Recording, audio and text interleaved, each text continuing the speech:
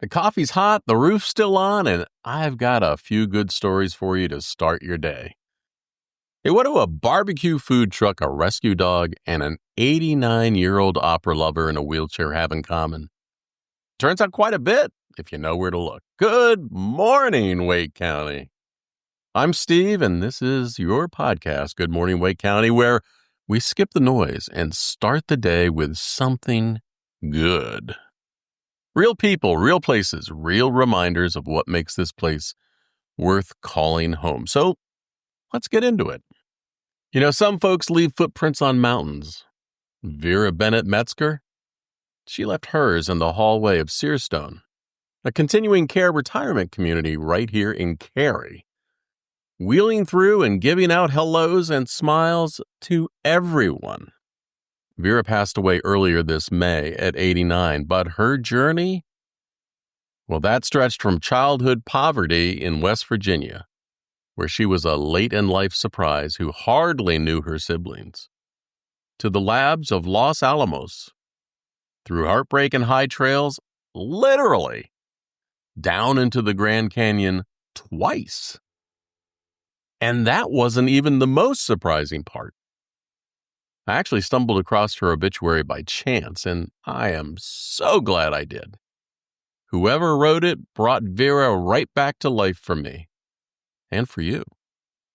I didn't know her personally, but by the time I finished reading, I felt like I had, and I'm glad I met her, even just through those words. She was the kind of office manager who told scientists they weren't as smart as they thought. And more than once, her sharp wit left a room full of PhDs blinking before breaking into laughter, especially when it came to grammar. And when her marriage ended, Vera didn't collapse. She rebooted. New job, new chapters, and new hiking boots. Her second act? Well, that started when a man named Dan tried to buy opera tickets from her for another woman. But Vera spotted something in him. Maybe it was the Snoopy lunchbox. They eventually married, raised a blended family, and built a beautiful, ordinary life full of humor and depth. Even when Parkinson's came knocking, Vera kept moving. She swapped hiking trails for hallway strolls and gave out smiles like they were party favors. Some people live big lives. Vera lived a deep one.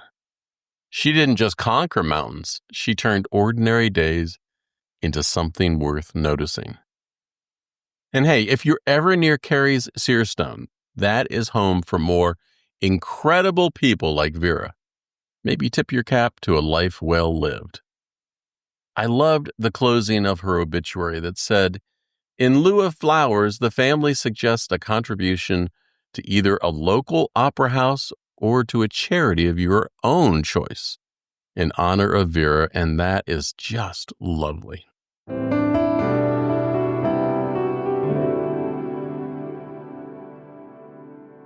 Because in a world that's often loud and rushed, Vera Metzger was a quiet opera, melodic, moving, and perfectly timed, like the rhythm of her hallway strolls or the stillness of the Grand Canyon at sunrise. Meanwhile, in another part of Wake County, a father and son were cooking up something that would change their lives overnight. Warner Boys Barbecue in Raleigh was just about to close one afternoon, 2:01 p.m. to be exact, when a young woman popped in for a last-minute order. No big deal, happens all the time.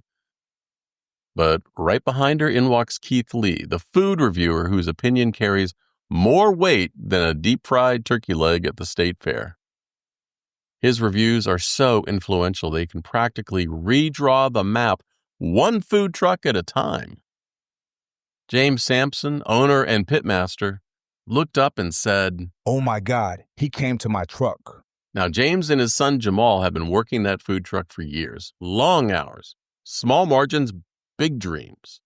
But what blew me away? James has also been working on himself. He's lost nearly 600 pounds since undergoing weight loss surgery, from 819 to 230. That's not just transformation, that's resurrection with a side of smoked ribs.